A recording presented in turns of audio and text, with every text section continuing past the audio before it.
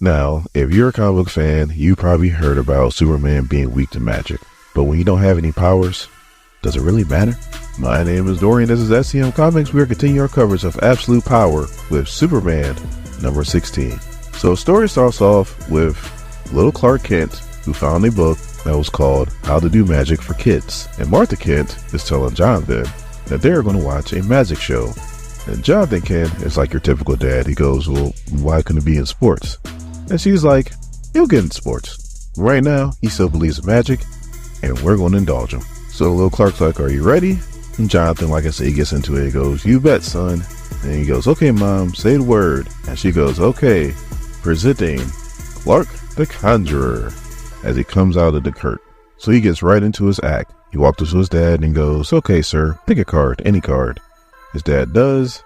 He's like, all right, I'm going to guess it. And he goes, Queen of Hearts. And Dad flips over. It's like, hate to break it to you, son, but it's the Ace of Spades. So he's like, oh man, I gotta start that over. So he looks like he's about to grab the book, and his dad goes, is the red on that shirt a part of the trick, son? And he looks and he goes, I don't know. And then everything gets more red, and then we see that was a dream, and Superman is still in surgery. So Mr. Terrific and Dr. Midnight are performing the surgery. Dr. Midnight's like, well, the one in his chest went straight through, so we got lucky with that one. The one in the shoulder, that's a different story. So Dr. Midnight's like, if he lost his powers, then why do we still have a kryptonite scalpel? And Mr. Terrific's like, he lost his powers, we don't know when they're coming back. And if they come back during surgery, then we'll have any way to cut him open, especially we still have to do stuff inside of him. So yeah, we're going to have it just in case. So Dr. Midnight's like, how are you so calm? And Mr. Terrific's like, because I have to be. We have done countless amounts of surgery together. But this is probably the most important one. He's still probably our best bet when it comes to Amanda Waller and her Amazo arm. As we see the Wonder Woman, Amazo, I think her name's Paradise Lost. I still like Wonder Amazo, is flying around doing patrol. And we see her other forces, the ones that aren't robots, are pretty much putting a curfew in effect, saying that as long as you don't got superpowers or vigilante, you ain't got nothing to worry about. The vigilante part, yeah, that was for Batman and the Bat Family. And sure as hell it wasn't for Green Arrow, Benedict Arnold. So then we see a cloaked figure who's walking in the alley. She's wearing high heels. So it gives you a first clue. And then she walks up to a door that's painted and she says Nepo, which is open backwards. So most of you guys probably know who this is by now. And then one of the guards walks up and is like, hey, what are you doing? It's curfew in effect. Someone has a little scan thing and goes, hey, do you know who this is? This is ZATANNA. And she takes off the cloak. So she puts up her hands. Her magic's not working, obviously. And she goes, don't shoot. But now, next page, we see young Bruce Wayne and young ZATANNA. And Bruce is like, look, magic is great. But just in case you can't use magic, you're going to need to learn how to fight. I got you. So as the guards get closer, they have no idea what's about to happen. She throws her cloak, gets out the way of the bullets, punches the Jesus out of one of them, jumps in the air, and roundhouse kicked this dude. I thought his neck was broke. I mean, she kicked the Jesus out of him. But then a whole bunch of guards shows up, a little bit more than what she can handle. And now they know that she can fight, so it's might as well just shoot her. When all of a sudden this bright light comes down, and Mercy, yes, Lex Luthor's Mercy, comes to the rescue. She's like, I saw you in Las Vegas once and been a big fan ever since. I want to get you out of here, but I need your hand first. Zatanna's like, anything for a fan. As they go up, obviously they got force fields, so because the guards are shooting, that's not happening. And they get on the ship and they're headed back to the Fortress of Solitude. So for those of you that are wondering what the hell is Mercy helping Superman for, at the beginning of this series, Lex Luthor pretty much gave LexCorp to Superman. Now it's called Supercorp, so all the employees now report to Superman, including Mercy. And as you can see, she's been busy helping out a lot of superheroes, as we see a lot of the Titans here. We see Black Canary, we also see Orphan, so she's been busy. So all of a sudden over here somebody yells, what is that supposed to mean? As we see Red Tornado, Blue Beetle, Ted Kord, and Booster Gold are in an argument. So Ted Kord's like, look, I didn't mean to offend you, Red. And Red Tornado's like, you said, I quote, can we trust any robots right now? And then Ted Kord's like, look, the Amazons took out all of our family and friends.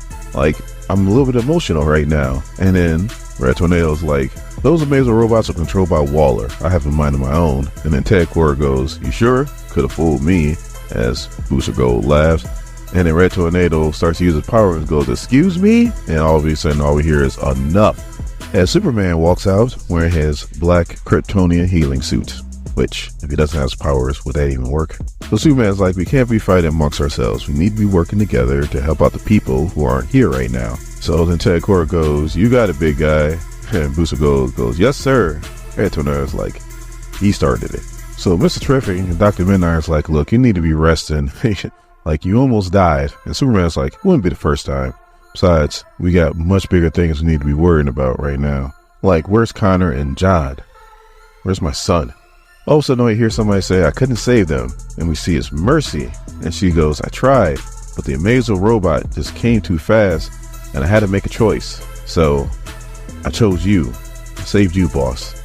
And Superman hugs her and is like, "Don't worry about it. Like, you did the right thing and you did what you could. Thank you, Mercy." Now, this is crazy. Like, the Mercy I know worked for Lex was like cold, calculating. Like, she was good at her job, showed no emotion. Like, this is tripping me out, but I like it. It's good character building. So Superman's talking to Mercy, and he's like, "We need to figure out a way to get people here safer. Like, right now, any one of us can get pretty much caught. And if we lose you, Mercy, then we're losing a big asset." So ZATANNA's like, "I got an idea. And I think if we can pull it off, that we'll have the upper hand on Waller. But it involves," and Superman goes, "magic?" And she goes, "Yes, magic." So then she starts to explain how there's these things that her father used to tell her about called dark roads. And you don't need to be a magic user to go into these dark roads. He's like, actually, a lot of people that come up missing and like disappear for a while, they disappear into these dark roads. But if we can navigate these dark roads, they're undetectable, so we can move around a lot easier and a lot safer. But first, we need to find the map of Mordru. Now, when I mean safer, they're a lot more safer than Amanda Waller, but they are a little dangerous, so I'm gonna need your help. And Superman goes, "Why me?" And he goes, "Well, these roads are attracted to certain things, and the big thing is death. And since you experienced it a few times, you know, you would be the perfect candidate." And Superman's like, "I got you, no problem. I'm on it." So Superman's like, "All right, let me just tell Bruce and Diana, and then we'll get to it." And then ZATANNA's like, "Oh, well, if you're gonna talk to Bruce, tell him that, you know, I owe him some thanks because his training really helped me out back there." So then Mercy's like, "All right, well, I'm gonna go out there and get back to it, see if I can find some other people." Superman's like, "Hold on, wait a minute, time out. I need you for a top secret mission. I need you to find somebody for me." So now we cut to Metropolis and we see Lawson flying past Supercorp. And inside the building, you got Jimmy Olsen, Silver Banshee, Lex Luthor, and his daughter. Now, Lex Luthor has amnesia. That's why they're here, because they're trying to draw back his memory. When the whole Brainiac thing happened, he pretty much helped stop Brainiac, but then Brainiac did something to Lex Luthor and pretty much wiped his whole memory, like, clean. He doesn't know who he is. And Lex is like, unfortunately, this is not bringing back anything, so this was a dead end. And Silver Banshee is like, man, losing my powers is like missing a limb. And then Jimmy Olsen's like, doesn't matter, powers, no powers, you're still the woman I love. And I'm sorry, this is crazy because Silver Banshee, I'm like, if you know the character, she looks crazy, and now she's like a normal person. It's tripping me out. So Lex Luthor's daughter is on the computer in the database, and she just goes, "Oh, this is weird. One of your armors are missing." And all of a sudden all you hear is, "Well, I guess we better go find the girl." As we see, it is Peacemaker. And his name is John Cena. Like, they got the character looking just like Cena. I mean, oh my God. And then, I don't know who is with him. I hope that's his sister, because, oh, if that's his wife, whoo, too similar. Anyway, punk-ass Benedict Arnold, Oliver Queen pretty much told them to go to Supercorp to pretty much collect all of the, like, the IT and all that other stuff. And lo and behold, they find them there, especially Lex Luthor, who has a big bounty on his head. So they get to fighting, and they're kind of holding their own, except for now, Joan Cena, because she looks like John Cena with just lipstick and breasts, gets the drop on Jimmy Olsen and is pretty much going to shoot him in the head, when all of a sudden, all these like laser beams come raining down on them, and we see it is Lois Lane in the missing power armor, and she tells him, "Hey, armor up, because we got a war to win."